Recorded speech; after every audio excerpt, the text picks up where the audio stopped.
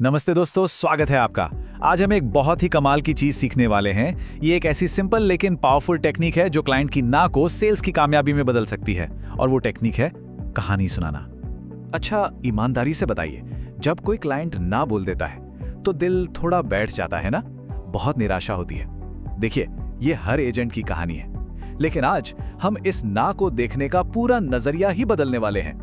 तो चलिए शुरू करते हैं। सबसे पहले ये समझना होगा कि जब कोई क्लाइंट कोई ऑब्जेक्शन उठाता है तो उसका असल में मतलब क्या होता है। तो सीक्रेट ये है कि हर ना का मतलब ना नहीं होता।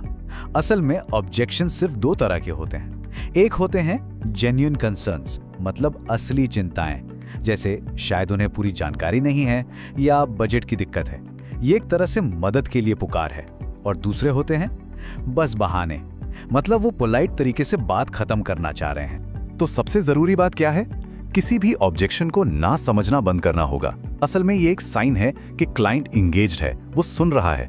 बस उसे थोड़ी और जानकारी चाहिए, थोड़ा और भरोसा चाहिए। और सच कहूं तो यहीं से तो रिश्ता बनाने का असली मौका शुरू होता है। तो सवाल ये है कि इन ऑब्जेक्शंस को हैंडल कैसे करें? जवाब बहुत सिंपल और पावरफुल है, कहानियां सुनाकर। चलिए देखते हैं कि ये जादू काम कैसे करता है। एक बात हमेशा याद रखिए, लोग लॉजिक से नहीं, इमोशन से फैसले लेते हैं। और एक अच्छी कहानी वो सीधे दिल पर असर करती है, इमोशन से जुड़ती है। और सारे बड़े फैसले वो यहीं से लिए जाते हैं।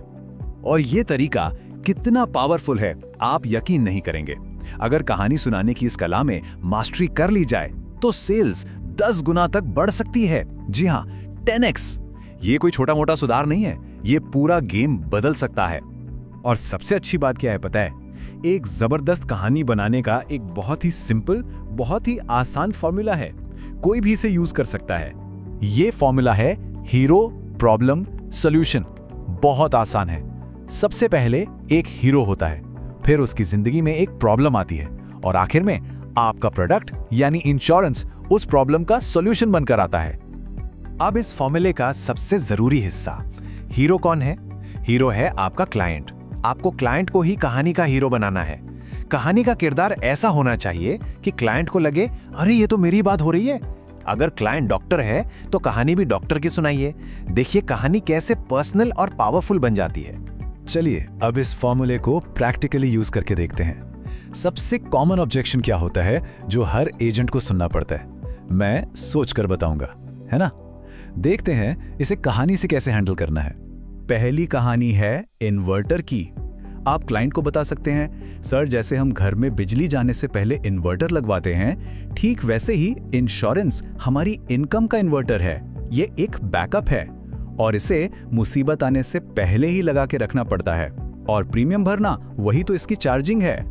दूसरी कहानी और भी सिंपल है, छाते की। इंश्योरेंस एक छाते की तरह है। ये तभी काम आता है जब इसे बारिश शुरू होने से पहले खरीदा जाए। बारिश में भीगते हुए कोई छाता नहीं बेचता है ना। और तीसरी कहानी गाड़ी की स्टेपनी की। हम सब जब लंबे सफर पर निकलते हैं तो स्टेपनी यानी एक स्पेयर टायर जरूर रखते हैं, ताकि गाड़ी पंचर हो जाए तो सफर ना रुके। बिल्कुल वैसे ही इंश्योरेंस जिंदगी के लंबे सफर के लिए एक फाइनेंशियल स्टेपनी है। ये मुसीबत में परिवार को रुकने नहीं देती। तो इन सारी कहानियों और तकनीकों का असली मकसद सिर्फ पॉलिसी बेचना नहीं है। असली मकसद है अपने आप को एक सेलर से एक भरोसेमंद सलाहकार में बदलना। और सलाहकार कौन होता है? वो जो सिर्फ बेचने पर नहीं, बल्कि क्लाइंट की प्रॉब्लम सॉल्व करने पर फोकस करता है। जब क्लाइंट को यह महसूस होता है कि आप वाकई उनकी मदद करना चाहते हैं, उनके फायदे की बात कर रहे हैं, तो भरोसा खुद ब खुद बन जाता है और फिर सेल तो नेचुरली हो ही जाती है।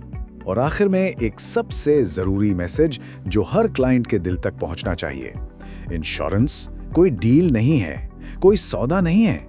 ये अपने परिवार के लिए प्यार और जिम्मेदारी का सबसे बड़ा सबूत है। तो अब सवाल सिर्फ इतना है, अपनी अगली मीटिंग में आप क्या करेंगे? सिर्फ एक प्रोडक्ट पिच देंगे या फिर एक ऐसी कहानी सुनाएंगे जो सीधे दिल से जुड़ती है? फैसला आपका है। ऐसी ही और हाई वैल्यू टिप्स और रणनीतियों के लिए अभी लाइक, शेयर और सब्सक्राइब करें ताकि आप कुछ भी मिस न करें। मिलते हैं अगले पड़ाव में।